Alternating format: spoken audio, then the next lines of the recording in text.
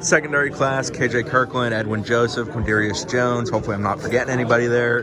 What stood out about those guys, and why did you go after that kind of collection of talent? Yeah, well, you missed one. We signed Jabril Ross out of Pensacola Catholic, KJ Kirkland, Quindarius Jones, and Edwin Joseph. And, you know, the one thing that we were able to address is length, you know, and athleticism. And, you know, you take Edwin Joseph, he's a kid that won a state championship coming from Chaminade High School. He played and impacted the game on both sides of the ball. He was a receiver as well as a DB.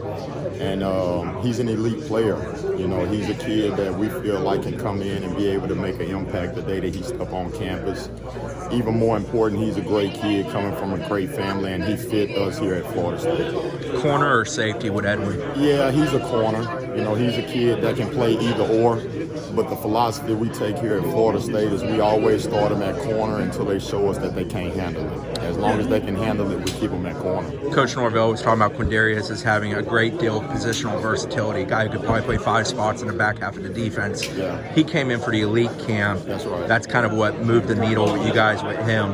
What stood out about him that day, and why is it that you guys like his versatility so much? Well, even before that, he was a kid that I had some familiarity with, but never had watched him play at all. I went to a jamboree that he played in at Southern Miss back in the spring, and he was a kid that just stood out. He played both sides of the ball. He started at receiver, started at safety, and he's coming from a football-rich high school in Meridian High School.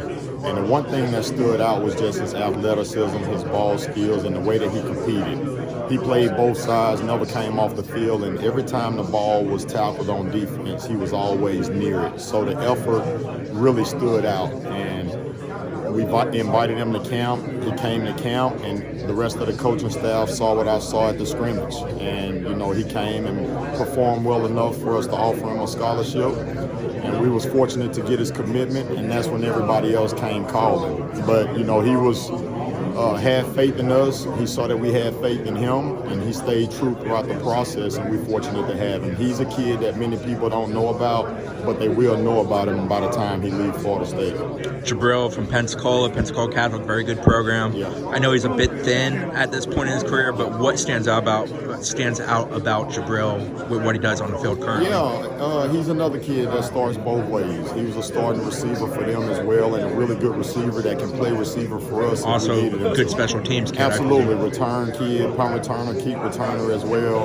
And he was the best player at an elite high school as well. As you mentioned, Pensacola Catholic, they do a great job there with Coach Adams. And man, we're just excited to have him. He's a kid that's very competitive. As you mentioned, he does need to come and get some weight put on, but I'm convinced that will happen.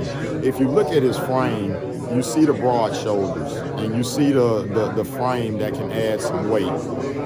My thing is I want him to come in and get with Coach Storms, make sure that he adds some strength to his lower half so he can maintain his speed and athleticism as he do add mass to his body. KJ's a big kid, big safety out of Jacksonville Reigns. Absolutely. What is it that makes KJ so appealing with that big body and the athleticism that comes with it for him? Yeah, his length. I mean, as you mentioned, he's a big kid. He started at corner, he started at nickel, he started at safety. And to have that versatility with his size, it shows the football intelligence that he has to be able to learn the big picture of what they were doing schematically at Reigns High School.